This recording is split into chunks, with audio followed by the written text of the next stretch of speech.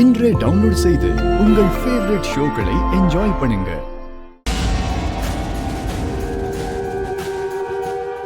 Hello, அந்த நிலத்தை விற்க மாட்டோன்னு லக்ஷ்மி ஆல்ரெடி சொல்லிட்டாங்கல்ல, மறுபடியும் ஏன் வந்தீங்க? ஹலோ சார், நிலத்தை விற்கிறேன்னு சொன்னதுனால தான் வந்திருக்கோம். யார் விற்கிறதா சொன்னாங்க? நான் தான்.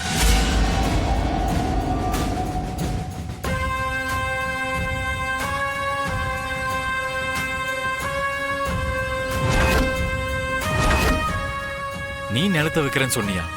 எப்படி விற்ப? மாமா, இது நந்தன் வம்சத்தோட சொத்து இல்ல.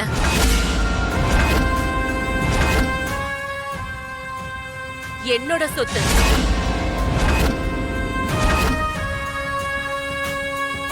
விக்கிறதுக்கான உரிமை எனக்கு இருக்கு.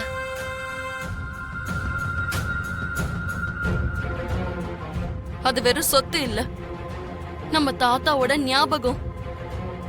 அந்த நிலத்துல இருக்கிறது மண்ணு இல்ல, தாத்தாவோட மூச்சு காத்து.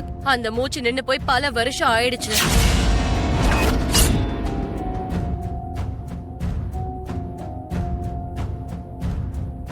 அவரோட ஞாபகார்த்தமா வச்சுக்கணும்னா உன்னோட பங்கு நிலத்தை வச்சுக்கோ. என்னோட பங்கை நான் விற்க போறேன். உன் பங்கு ஏன் பங்குன்னு என்ன ஜானு? நிலத்தை பிரிக்க போறியா? அததான் நான் சொல்லிட்டு இருக்கேன். உன்னோட பங்கு உன்னோடது, என்னோட பங்கு என்னோடது. அத நம்ம சரிசமமா பிரிச்சுக்கலாம். என்னோட பங்கு நிலத்தை எனக்கு தோன்ற மாதிரி நான் பண்ணிப்பேன். இப்ப நிலத்தை விக்கிறதுக்கான அவசியம் என்ன ஜானு? அப்படின்னா எனக்கு எந்த தேவையுமே இருக்காதா? எனக்கு என்ன தேவை இருந்தாலும் உன்கிட்ட சொல்லணுமா? ஏதோ என்னோட தேவையெல்லாம் நீயே நிறைவேற்றுற மாதிரி பேசுற. உனக்கு தேவைப்பட்டுச்சுன்னா மொத்த நிலத்தையும் நீயே எடுத்துக்கோ, விளையிற பணத்தையும் நீயே எடுத்துக்கோ. ஆனா நிலத்தை விக்காத. நீ போடுற பிச்சை ஒண்ணு எனக்கு தேவையில்ல. நிலம் நம்ம 2 பேர் மேலயும் இருக்கிறதுனால என்னோட பங்கை நான் விக்கணும்னு நினைச்சாலும் உன்னோட சைன் தேவைப்படுதாமா?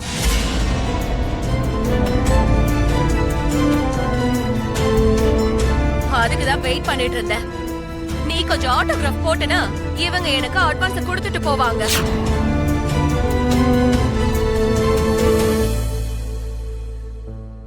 நான் சைன் பண்ண மாட்டேன்.